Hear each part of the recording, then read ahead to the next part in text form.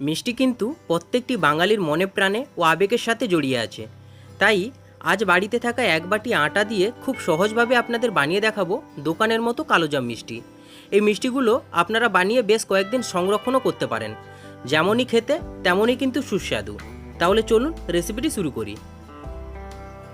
তো সবার প্রথমে একটা থালার মধ্যে এখানে বাটি মেপে আমি নিয়ে নিচ্ছি এক বাটি আটা।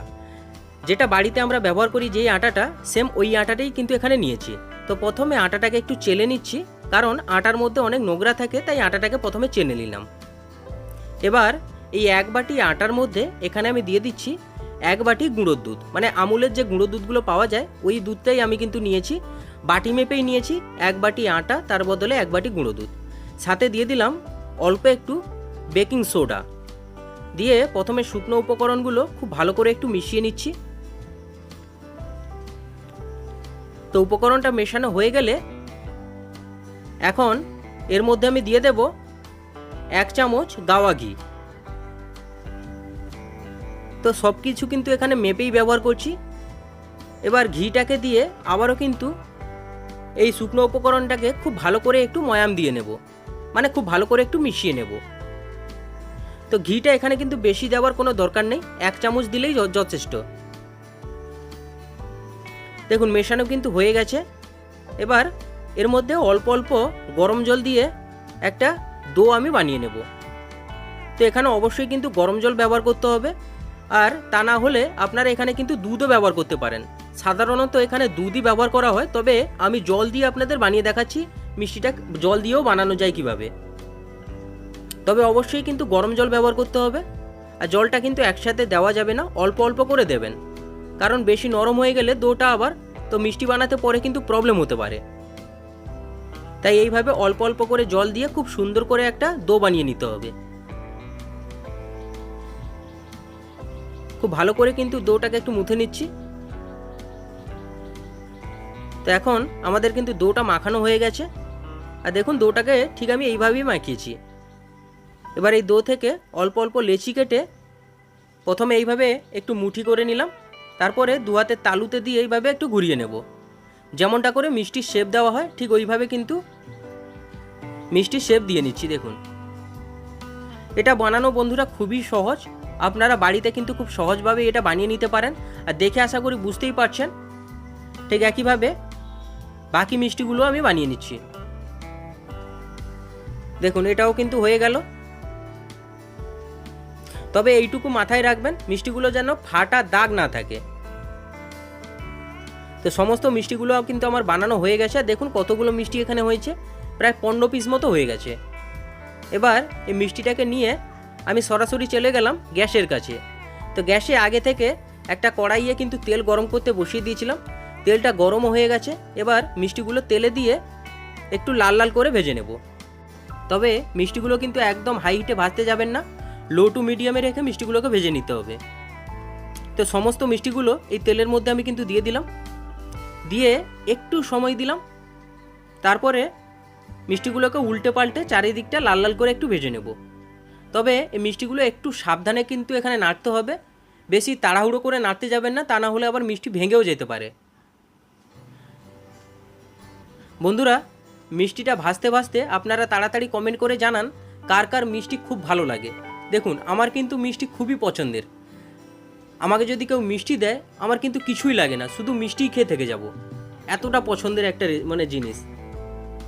তো যাই হোক মিষ্টিগুলোকে ভাজতে কিন্তু বেশি সময় যাবে না, প্রায় 7-8 মিনিট মতো এখানে সময় যাবে। তো আস্তে আস্তে এইভাবে কিন্তু উল্টে পাল্টে মিষ্টিগুলোকে ভেজে নেব। আর বন্ধুরা আজকের রেসিপিটি যদি আপনাদের ভালো লেগে থাকে তাহলে চ্যানেলটিকে কিন্তু অবশ্যই সাবস্ক্রাইব করে দেবেন। দেখুন আমি কিন্তু বেশি এখানে স্কিপ করছি না, একটু দেখানোর চেষ্টা করছি। তো প্রায় 7-8 মিনিট পরে মিষ্টির এইভাবে কিন্তু একটা সুন্দর কালার চলে আসবে।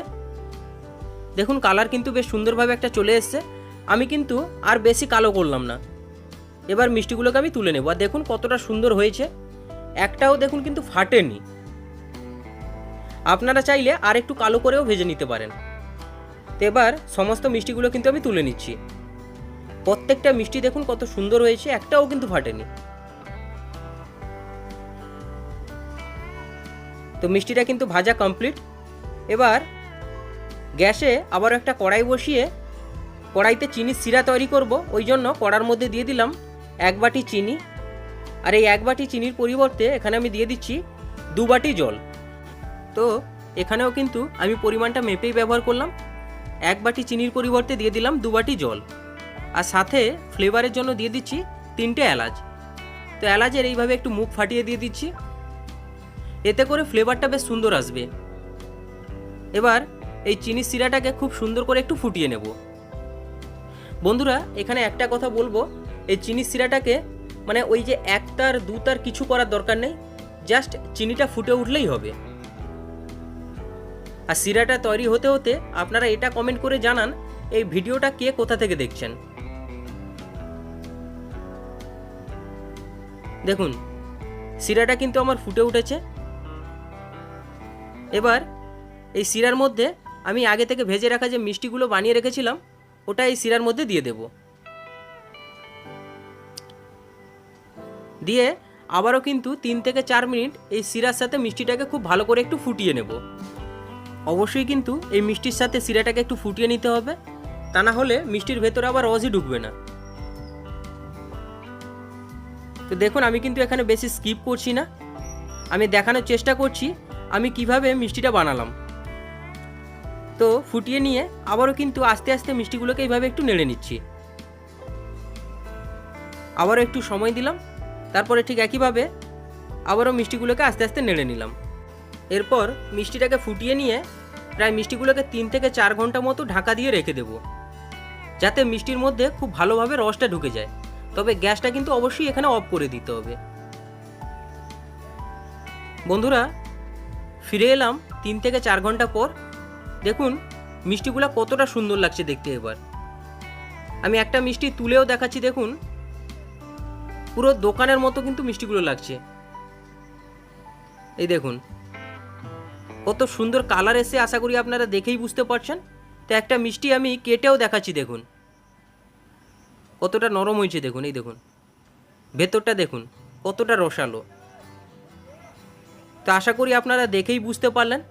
তো ঝটপট আটা দিয়ে এই মিষ্টিটা অবশ্যই কিন্তু বাড়িতে একবার হলেও ট্রাই করবেন, আশা করি আপনাদের খুবই পছন্দ হবে। আর এই মিষ্টিটা বানিয়ে আপনারা বেশ কয়েকদিন সংরক্ষণও করতে পারেন।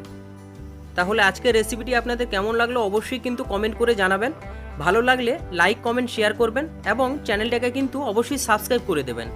দেখা হচ্ছে পরের কোনো নতুন একটি রেসিপি নিয়ে। ততক্ষণ সুস্থ থাকবেন, ভালো থাকবেন আর সাবধানে থাকবেন।